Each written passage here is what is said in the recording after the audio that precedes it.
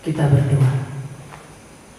Damai sejahtera Allah yang melampaui segala akal, itulah kiranya yang memelihara hati dan pikiran saudara di dalam Kristus Yesus Tuhan kita. Amin. Shalom, selamat hari Minggu Amang Inang, saudara yang dikasihi Tuhan Yesus. Firman Tuhan buat kita pada minggu ini tertulis dalam 2 Korintus 6 ayat 1 hingga ayat 10. Demikian bunyinya. Sebagai teman-teman sekerja, kami menasihatkan kamu supaya kamu jangan membuat menjadi sia-sia kasih karunia Allah yang telah kamu terima. Sebab Allah berfirman, pada waktu aku berkenan, aku akan mendengarkan engkau, dan pada hari aku menyelamatkan, aku akan menolong engkau. Sesungguhnya waktu ini adalah waktu perkenanan itu. Sesungguhnya hari ini adalah hari penyelamatan itu. Dalam hal apapun kami tidak memberi, sebab orang tersandung, supaya pelayanan kami jangan sampai dicela. Sebaliknya, dalam segala hal kami menunjukkan bahwa kami adalah pelayan Allah, yaitu dalam menahan dengan penuh kesabaran dalam penderitaan, kesesakan dan kesukaran, dalam menanggung derah, dalam penjara dan kerusuhan, dalam berjerih payah, dalam berjaga-jaga dan berpuasa, dalam kemurnian hati, pengetahuan, kesabaran dan kemurahan hati, dalam Roh Kudus dan kasih yang tidak munafik, dalam pemberitaan kebenaran dan kekuasaan Allah, dengan menggunakan senjata-senjata keadilan untuk menyerang ataupun untuk membela, ketika dihormati dan ketika dihina, ketika diumpat atau ketika dipuji, ketika dianggap sebagai penipu namun dipercayai, sebagai orang yang tidak dikenal namun terkenal, sebagai orang yang nyaris mati dan sungguh hidup kami, dan sungguh kami hidup, sebagai orang yang dihajar namun tidak mati, sebagai orang berduka cita namun senantiasa bersuka cita, sebagai orang miskin namun memperkaya banyak orang, sebagai orang tak bermilik sekalipun kami memiliki segala sesuatu. Demikian firman Tuhan. Saudaraku yang dikasihi Tuhan Yesus, jemaat Korintus sesungguhnya adalah jemaat yang dibangun oleh Rasul Paulus. Terlebih ketika seorang kepala rumah ibadah yang bernama Krifus menjadi percaya dan menerima Tuhan Yesus, dan kemudian banyak orang Kristen, orang Korintus yang menerima Tuhan Yesus dan dibaptis. Namun karena Paulus harus berlari-lari memberitakan kabar Injil keselamatan itu ke seluruh penjuru, ke Asia kecil ketika itu, maka Paulus tidak berlama-lama tinggal di Korintus. Dia meninggalkan jemaat Korintus dan berangkat ke Efesus untuk memberitakan kabar keselamatan itu, Injil firman Tuhan. Namun selama jemaat Korintus ditinggalkan oleh Paulus, maka iman jemaat itu semakin surut. Dan bahkan Paulus mengatakan bahwa lalang yang tumbuh di antara gandum itu telah bertumbuh. Paulus mengibaratkan ada lalang yang tumbuh di antara gandum itu telah bertumbuh. Artinya situ jemaat Korintus itu mengalami kesurutan di dalam iman. Terjadi perpecahan, percabulan, tidak tertib, suka mencari-cari perkara, saling mengadu, dan bahkan ke pengadilan orang-orang kafir. Dan bahkan ada orang yang berani menolak tentang kebangkitan Tuhan Yesus. Oleh sebab itulah Bapak Ibu Saudara, nats ini surat kedua ke jemaat Korintus dituliskan oleh Paulus untuk memperbaiki keadaan di jemaat Korintus itu. Dalam memperbaiki keadaan jemaat Korintus tersebut, Paulus menyapa mereka dengan sabar dan lembut. Paulus menyapa dan menyebut jemaat Korintus itu sebagai teman sekerja. Tuh, Bapak Ibu Saudara, di dalam ayat 1 tadi dikatakan sebagai teman-teman sekerja. Artinya teman-teman sekerja ini bukan hanya yang telah menerima tahbisan di tengah-tengah gereja, tetapi teman-teman sekerja Paulus ini menyatakan bahwa semua orang-orang yang telah menerima baptisan atau yang sudah percaya kepada Tuhan Yesus di jemaat Korintus itu adalah teman-teman sekerja dari Paulus sendiri. Atau orang-orang yang percaya di Korintus itu adalah menjadi pelayan-pelayan Tuhan, teman-teman sekerjanya Paulus. Dan sebagai teman sekerja, artinya mereka diajak oleh Paulus untuk melayani, dan pelayanan mereka supaya jangan menyia-nyiakan waktu dan jangan menyia-nyiakan kasih karunia, anugerah dan kebaikan-kebaikan Tuhan yang telah mereka terima. Kasih karunia, anugerah dan kebaikan Tuhan mereka terima melalui mengutus Paulus untuk memberitakan Injil keselamatan itu kepada jemaat Korintus. Kasih karunia, anugerah dan kebaikan Tuhan yang telah mereka terima itu melalui Injil, melalui keselamatan yang dari diri Tuhan Yesus Kristus yang memberikan pengampunan dosa kepada mereka dan yang memberikan baptisan, keselamatan dan hidup kekal bagi jemaat itu. Artinya itu ketika Paulus memberitakan kabar Injil sukacita itu kepada mereka, mereka telah menerima Kristus, itulah anugerah itu. Mereka dibaptis dan mendapatkan pengampunan dosa dari Tuhan, dan kemudian mereka mendapatkan kehidupan yang kekal. Itulah anugerah yang terbesar yang mereka terima, kasih karunia Tuhan. Karena itu Paulus sekarang mengingatkan mereka supaya jangan menyia-nyiakan anugerah yang telah mereka terima itu. Sebagai orang-orang percaya yang telah diselamatkan Tuhan, mereka harus tetap mengerjakan keselamatan yang telah mereka terima itu. Dan untuk mengerjakan keselamatan itu sekaranglah waktunya. Itu artinya dalam nats ini dikatakan, waktu aku berkenan, kata Tuhan. Sungguh waktu ini adalah waktu perkenanan itu. Sekaranglah waktunya. Jangan menunda-nunda. Jangan marpai tejo 5 menit lagi. Jangan nanti atau kemudian, tetapi sekarang. Karena hari esok itu semua di luar pikiran dan jangkauan kita. Kita tidak tahu apa yang akan terjadi besok. Karena itu marilah kita menaruh perhatian kita dengan sungguh-sungguh pada apa yang terjadi saat ini.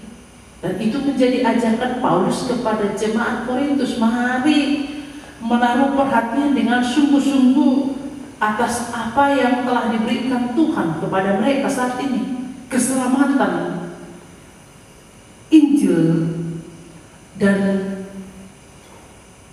kabar sukacita itu. keselamatan itu harus mereka kerjakan dengan sungguh-sungguh. Jangan tunda-tunda. Manfaatkan setiap kesempatan yang ada sebaik mungkin. Karena setiap apa yang kita kerjakan hari ini, itu yang akan kita tuai untuk esok hari. Waktu kita singkat. Kita tidak tahu apa yang akan terjadi nanti. Dan kita tidak tahu kapan kita berakhir dari dunia. Karena itu sekaranglah kesempatannya. Dan seperti apa yang kenal kita nyanyikan saat ini, lagu hidup ini adalah kesempatan. Hidup ini adalah kesempatan untuk melayani Tuhan. Hidup itu adalah kesempatan untuk mengerjakan keselamatan yang telah diberikan oleh Tuhan kepada mereka, kepada jemaat Korintus, dan juga kepada kita saat ini. Kesempatan kita jangan tunda. Dan setiap orang yang menunda-nunda pekerjaannya, dia akan kehilangan waktu dan dia akan juga mendapatkan kerugian dalam kehidupannya. Pernah suatu ketika saya membaca seorang yang senantiasa menunda-nunda waktu. Seorang pemuda yang bisa kita katakan dia pemuda yang mungkin berkecukupan dalam kehidupannya, dan dia selalu menutup diri di kamarnya, bermain sendiri dengan segala fasilitas yang sudah ada di kamarnya. Ternyata suatu hari ada sesuatu yang terjadi di dalam rumah mereka. Dengan demikian orang tuanya memanggil dia supaya keluar dari kamar. Tapi dia mengatakan, bentar, 5 menit lagi. Karena dia selalu mengatakan itu, orang tuanya menjerit lagi, memanggil. Tapi dia selalu mengatakan, tunggu sebentar, 5 menit lagi. Dan bahkan bukan hanya orang tuanya lagi, asisten rumah tangga mereka juga sudah menjerit, berseru, mengatakan supaya keluar. Tapi dia mengatakan, tunggu sebentar, 5 menit lagi. Dan sudah banyak orang mengatakan cepat keluar, tapi dia mengatakan tunggu sebentar lagi, 5 menit lagi. Dengan tiba-tiba dia melihat lidah-lidah api sudah masuk ke kamarnya, dan dia sudah terperogok di dalam kepungan lidah-lidah api tersebut dan tidak bisa menyelamatkan diri lagi. Dia mati terpanggang dalam kebakaran yang terjadi. Saudaraku yang dikasihi Tuhan Yesus, itulah akibat dari yang menunda-nunda. Kita sekarang diajak supaya tetap mengerjakan keselamatan itu sekarang waktunya. Jangan menunda-nunda. Dan itulah yang diingatkan oleh Paulus kepada jemaat Korintus juga. Supaya mereka tetap mengingat apa yang telah diajarkan oleh Paulus dan tetap melakukan dan mengerjakan keselamatan yang telah mereka terima.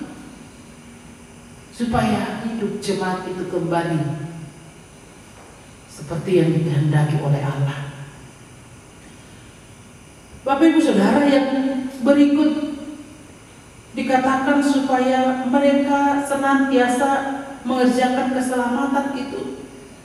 Dan di dalam mengerjakan keselamatan itu, jemaat Korintus dan kita juga sekarang diajak oleh Paulus untuk yang pertama menjadi pelayan Allah yang memiliki integritas dan penuh kasih. Jemaat itu tadi, orang-orang percaya di Korintus itu dianggap oleh Paulus teman sekerjanya.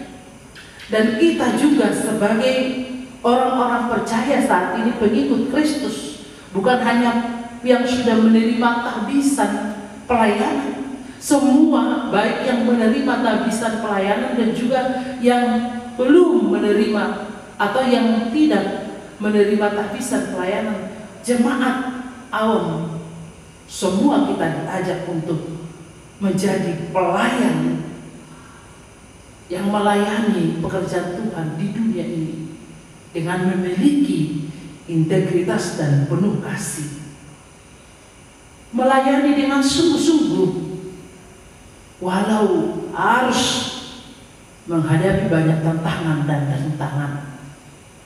Saudara yang dikasihi Tuhan Yesus, Paulus sendiri mengalami banyak tantangan dan rintangan. Kerasulannya diragukan, ia diderai, dihina, difitnah, dicela.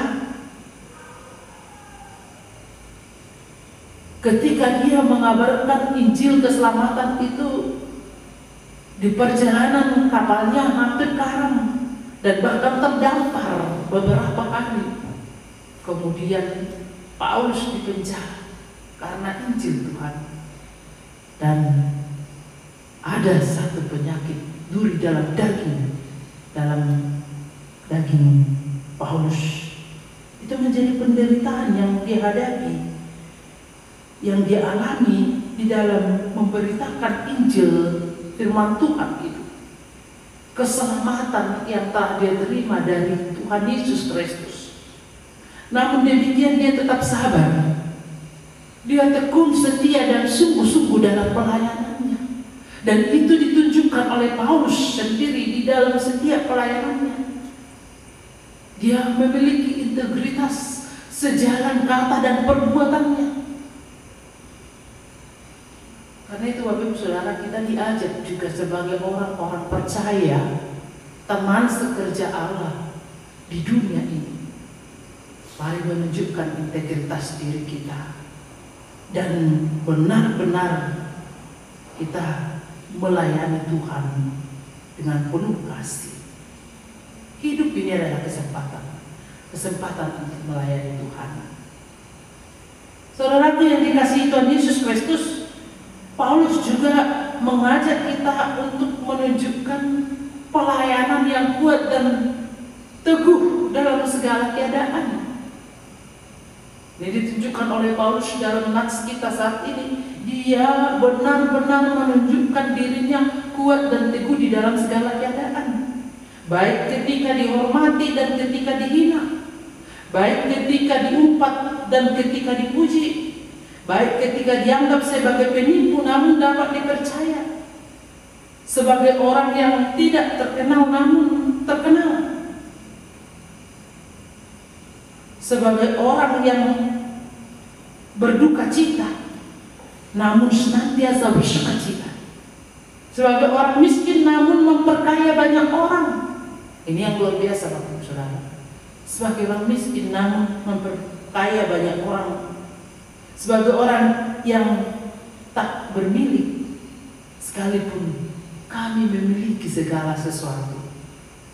Itu menunjukkan kekuatan dan keteguhan pribadi Paulus sebagai pelayan Tuhan. Begitu ragam yang dia terima dalam pelayanan itu. Baik itu nilai-nilai yang positif ataupun nilai-nilai negatif. Banyak perkataan-perkataan yang positif dan perkataan yang negatif yang dia terima. Tapi apapun penilaian orang tentang dia tidak terlena dengan semuanya itu. Baik ketika dia dipuji, dia tidak sombong dan tidak mencari popularitas diri sendiri. Dan juga bahkan ketika dia dihina, dia tidak putus asa dan tidak mundur dari pelayanan itu. Dia tetap semangat. Pelayanannya tidak tergantung kepada penilaian orang lain. Tidak tergantung kepada penilaian dan standar dunia ini. Tetapi pelayanannya fokus kepada Tuhan dan hanya untuk memuliakan Tuhan saja. Saudaraku yang dikasihi Tuhan Yesus Kristus, dalam perjalanan hidup kita juga di dunia ini sebagai orang percaya, kita diajak supaya teguh dan kokoh dalam pendirian kita. Dan di dalam melakukan hal-hal yang baik, jangan tergantung kepada penilaian orang lain. Tetapi tetaplah fokus untuk melayani Tuhan. Fokus untuk memuliakan Tuhan hidup kita ini. Sehingga kita tidak gampang kecewa. Sehingga kita tidak gampang sombong. Ataupun sebaliknya kita tidak gampang putus asa dan mundur dalam melakukan hal-hal yang baik. Karena kita tahu Tuhan menempatkan kita di dunia ini bukan secara kebetulan, tapi Tuhan mau pakai kita untuk melayani di dunia ini, untuk menyatakan kemuliaan Tuhan di dunia ini, dan untuk memuliakan Tuhan di dunia ini. Saudaraku yang dikasihi Tuhan Yesus Kristus, teladan yang dilakukan oleh Paulus juga merupakan teladan dan tiruan bagi jemaat Korintus dan bagi kita, orang-orang percaya saat ini. Supaya kita tetap memakai waktu yang Tuhan berikan kepada kita untuk melayani Tuhan. Jangan tunda-tunda waktu. Jangan tunggu dulu.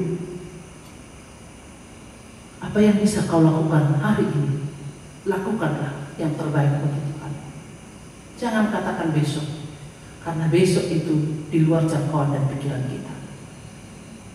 Jangan katakan nanti atau kemudian, tapi katakan sekarang dan siap untuk melakukan kehendak Tuhan. Bapak Ibu Saudara yang dikasihi Tuhan Yesus Kristus, mari kita bersyukur dan berterima kasih karena Tuhan telah mengutus anaknya Tuhan Yesus Kristus ke dunia ini untuk memberikan keselamatan bagi kita, untuk mengampuni dosa kita, untuk memberikan kehidupan yang kekal bagi kita. Apa yang kita terima dari Tuhan, sekarang waktunya kita untuk mengerjakan keselamatan itu, untuk memanggil banyak orang menerima keselamatan yang dari Kristus. Sekaranglah waktunya Bapak Ibu Saudara. Jangan tunggu sampai besok. Jangan tunggu sampai tua. Hari ini mari persembahkan diri, persembahkan hidupmu untuk melayani Tuhan, melakukan yang terbaik. Apapun yang bisa kamu lakukan, yang terbaik bagi Tuhan. Dan jangan sekali-sekali jatuh kepada penilaian dan standar dunia ini, supaya kamu tidak gampang kecewa dan putus asa. Tapi mari fokus dalam setiap pelayanan kita hanya untuk memuliakan Tuhan, sehingga tidak ada kesombongan, tapi kita akan senantiasa merendahkan diri di hadapan Tuhan, merendahkan hati kita untuk melayani Tuhan. Tuhan Yesus memberkati. Amin. Kita berdoa. Segala puji syukur hormat kemuliaan bagimu Bapa. Bapa yang baik, Bapa yang kami kenal di dalam nama anak-Mu Tuhan Yesus Kristus, Tuhan dan Juru Selamat kami. Terima kasih Bapa, dengan firman-Mu yang mengingatkan kami. Sekaranglah waktunya kami akan tetap bergiat dan kokoh teguh untuk mengerjakan keselamatan yang telah kami terima daripada.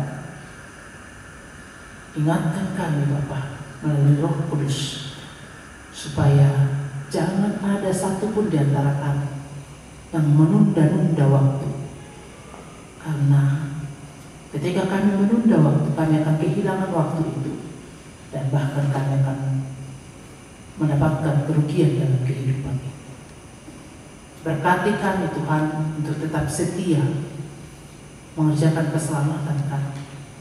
Berkati kami untuk tetap setia melakukan atau menunjukkan perilaku kami seturut dengan kehendak Tuhan. Dengan demikian banyak orang yang akan tertarik untuk mengikut dan memuji Tuhan Yesus.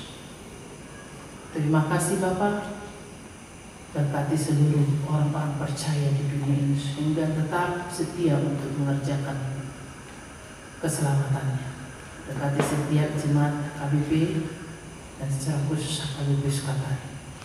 Dan tetap setia untuk melakukan pekerjaan Tuhan, memuliakan Tuhan di dalam setiap perjalanan hidup mereka. Inilah doa dan permohonan kami, hanya di dalam Kristus Yesus kami berdoa dan mengucap syukur. Amin.